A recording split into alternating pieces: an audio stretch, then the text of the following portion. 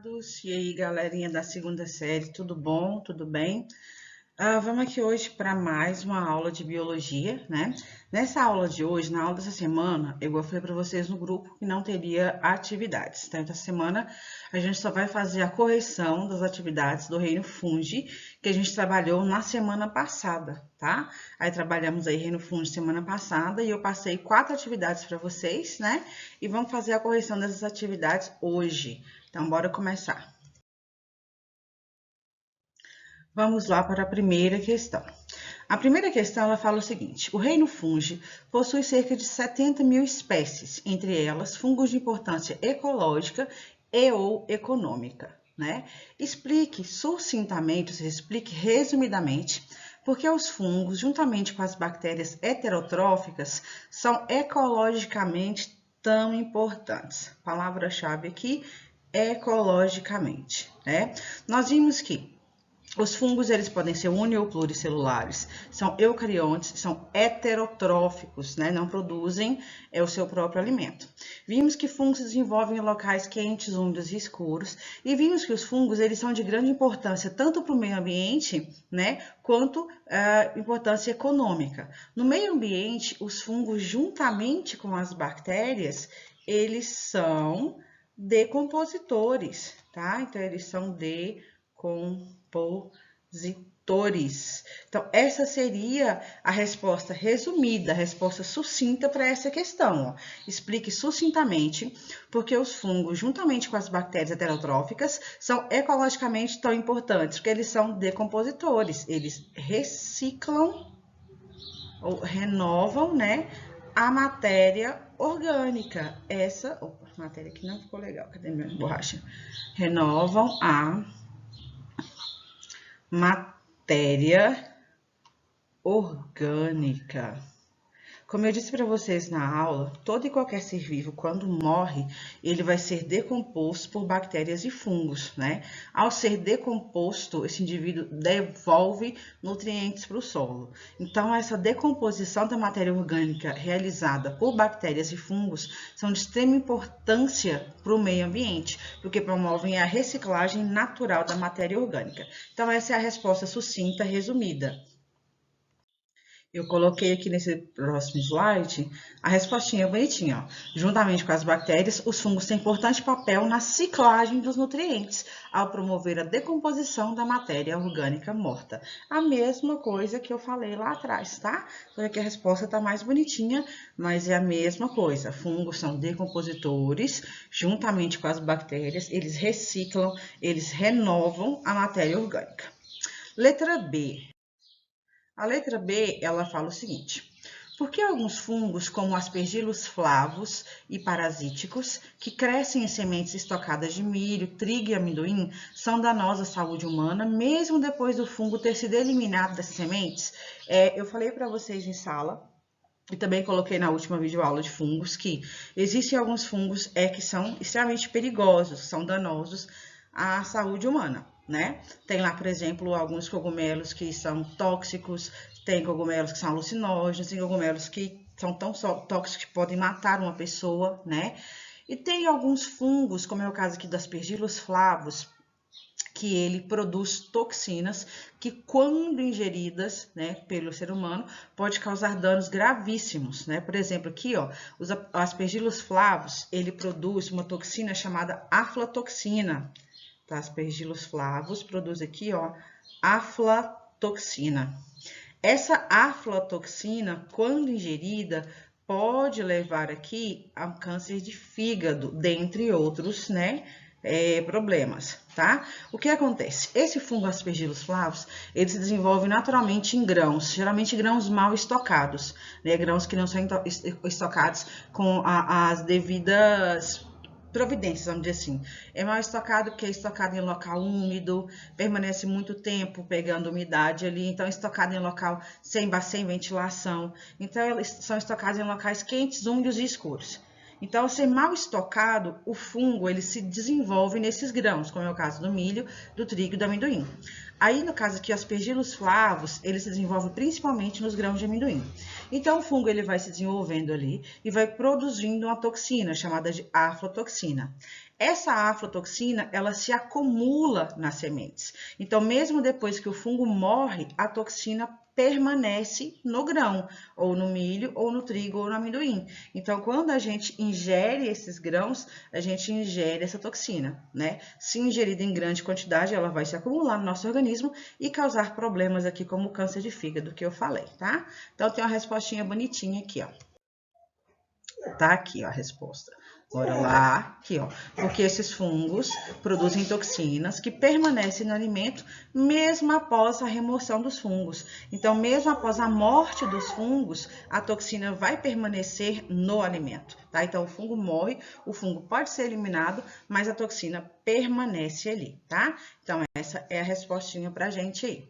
Bora pra próxima?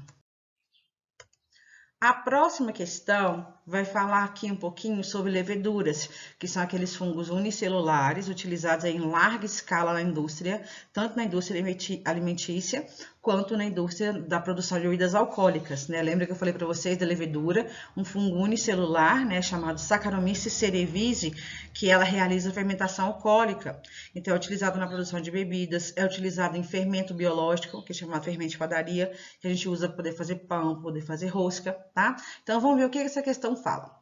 A questão da FUVEST, ela fala o seguinte: considere uma levedura, que é um fungo unicelular.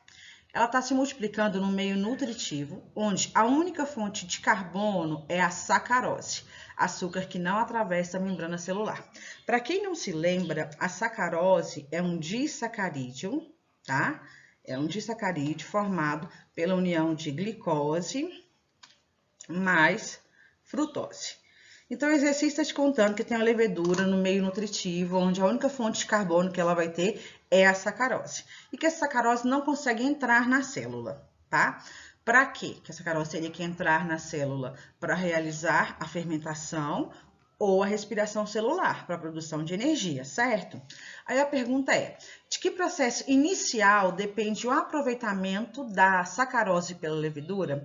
Se a sacarose não consegue entrar na célula, ela tem que ser quebrada inicialmente em quê? Em glicose mais frutose. Então, o primeiro passo aqui seria a digestão dessa sacarose.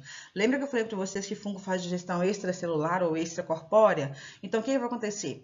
As hifas do fungo vão se espalhar para essa sacarose e vão liberar enzimas digestivas. No caso da enzima que degrada a sacarose em glicose mais frutose, é uma enzima chamada sacarase. Então, vai vir aqui uma enzima chamada sacarase e ela vai catalisar aqui, ó, essa reação, essa quebra da sacarose em glicose mais frutose. Então, inicialmente, a sacarose ela vai ser digerida, tá? Pela ação das enzimas digestivas liberadas pelas hifas, aí ela vai ser quebrada em glicose mais frutose. Aí sim, essa glicose vai entrar na célula, tá, do fungo, na célula da levedura, para poder ser aproveitada para a produção de energia, para ser metabolizada, para ser quebrada, aí, para ser degradada na produção de energia, seja através da respiração celular ou da fermentação, tá bom? Respostinha bonitinha. Então, ó, a sacarose inicialmente deverá ser digerida, digestão extracelular, por enzimas chamadas sacarase. Essas enzimas são produzidas pela própria levedura, tá? A digestão da sacarose vai produzir frutose e glicose. Tanto a frutose quanto a glicose são hexoses, são monossacarídeos, né? São carboidratos que possuem aí 6 carbonos. Então, a hexose é um monossacarídeo com 6 carbonos, tá? Então, tanto a glicose quanto a frutose atravessam a membrana celular, conseguem entrar na célula e vão ser utilizadas aí por essa levedura para a produção de energia. Continuando.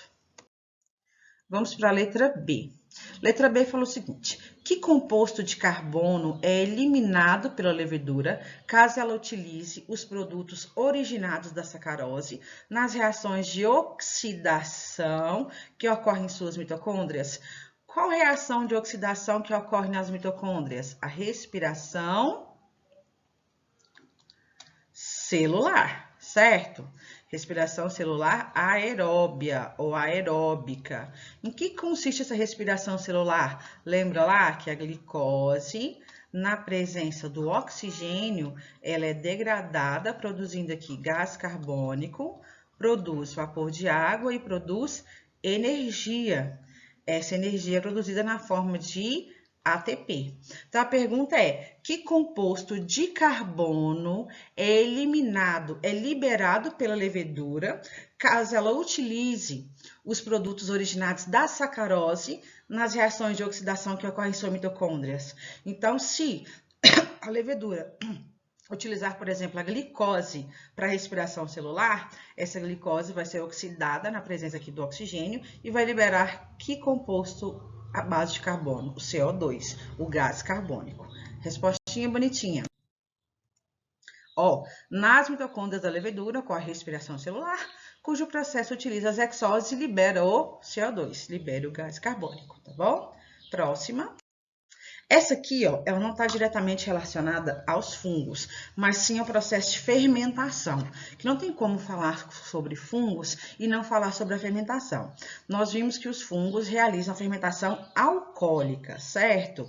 Nós vimos lá que as leveduras, por exemplo, Saccharomyces, pega lá as moléculas de glicose na fermentação alcoólica e converte essa glicose em etanol mais CO2 mais 2 ATPs, produzindo energia, certo? O que acontece? Somente fungo realiza fermentação, professora? Não. Fungos realizam fermentação, bactérias realizam fermentação e nossas células musculares também realizam fermentação.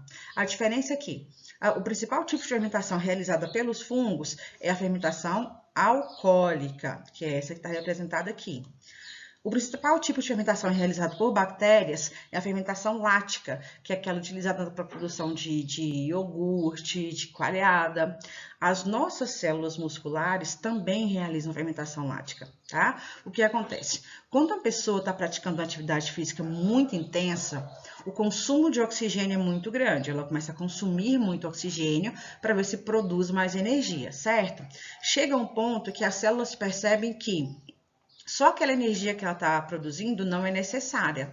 Aí, quando o seu corpo percebe que a demanda de oxigênio está baixa e a quantidade de energia produzida não é necessária para suprir aquela atividade física, o nosso corpo, as nossas células musculares começam a respirar e a fermentar ao mesmo tempo. Aí, elas realizam a fermentação lática, tá?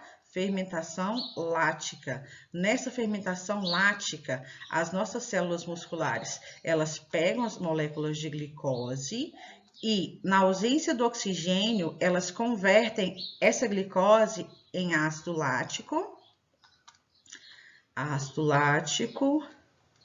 mais 2 ATPs, ou seja, produz mais um pouquinho de energia ali para suprir as demandas, né, do corpo, tá? Só tem um problema. Esse ácido lático produzido, ele vai se acumular nos músculos e vai causar um processo chamado fadiga muscular, que é aquele enrijecimento e aquela dor muscular que a gente sente após praticar alguma atividade física muito intensa, tá? Então, quando a gente pratica uma atividade física muito intensa, que começa a faltar energia para as células musculares, elas começam a respirar e a fermentar ao mesmo tempo. Ao fermentar, elas realizam o processo de fermentação lática, que produz um pouco mais de energia, mas também produz esse composto chamado ácido lático, que vai se acumular nos músculos, causando a fadiga muscular, beleza? Então, vamos para a questão? Uma questão da FUVEST, ela fala o seguinte: um atleta que participou de uma corrida de 1.500 metros desmaiou depois de ter percorrido cerca de 800 metros devido à oxigenação deficiente em seu cérebro. Sabendo-se que as células musculares podem obter energia por meio da respiração aeróbica ou fermentação, nos músculos do atleta desmaiado deve haver acúmulo de, se ele praticou essa atividade física tão intensa aí, o que acumulou nos músculos desse atleta? Ácido lático. Resposta, letra D. Beleza? Vamos para a próxima e última questão aqui. Questão 4. Um dos armários do laboratório da escola apareceu com pontos e fios brancos em suas portas do lado interno. Um dos alunos identificou os pontos e os fios brancos como sendo um tipo de mofo. É um tipo de mofo, é o que, galera? É um fungo, tá? O que seria essas estruturas que ele viu aí, esses pontos, esses fios? São as hifas, as células fúngicas, ok? Para eliminá-lo, o aluno passou um pano embebido de álcool na porta até limpá-la totalmente. Na semana seguinte, para a surpresa do aluno, os pontos e fios reapareceram. A partir dos seus conhecimentos a respeito da estrutura e biologia dos fungos, explique por que o mofo reapareceu. O que acontece? Quando ele passou o pano com álcool lá no armário, essa questão teve uma falha, não falou de que material que era o armário, mas a gente conclui que, para o fungo ter se desenvolvido, era madeira. Tá? Porque fungo se desenvolve sobre matéria orgânica, madeira, matéria orgânica. Então, o fungo se depositou naquele armário, naquela madeira, começou a se reproduzir, começou a se multiplicar. As hifas foram se espalhando ali pela madeira, né? E ao se reproduzir, ele foi liberando os seus esporos, que não são visíveis a olho nu e que também ficaram ali na madeira, penetraram ali na madeira, certo? Quando esse aluno passou esse pano com álcool no armário, ele eliminou as hifas, ele eliminou o corpo de frutificação ali do fungo, porém o álcool não conseguiu destruir os esporos. Então ele retirou o fungo, retirou as hifas, mas os esporos eles permaneceram ali entranhados na madeira, entranhados naquela matéria orgânica. Por isso que depois de um tempo o fungo reapareceu. Tá bom? Essa é a respostinha para nossa questão aqui. Então, quando ele passou o pano com álcool, ele não eliminou totalmente o fungo. Ele eliminou o que ele estava vendo. Ele pode ter eliminado o corpo de frutificação, pode ter eliminado algumas hifas, mas os esporos permaneceram e esses esporos se multiplicaram e esse fungo cresceu novamente. Então, respostinha bonitinha. Tá aqui, ó. Os fungos alimentam-se de matéria orgânica, no caso, a madeira. Suas hifas penetram na madeira e produzem esporos. O álcool pode destruir as hifas, mas não os esporos. Por isso, o fungo voltou a reaparecer no armário. Por isso que ele voltou a crescer ali, tá? Galera, essa foi a correção das nossas atividades da aula sobre reino fungi. Espero que tenha ficado tudo muito claro para vocês. Qualquer pergunta, qualquer dúvida, ou me pergunta lá na escola, na sala de aula, ou me chama lá no nosso grupo de WhatsApp, tá bom? Beijos a todos, muito obrigada aí. Assistam a videoaula bonitinho, tirem todas as dúvidas, me chamem, me procurem, tá bom? Beijos, beijos, amados. Até a próxima semana.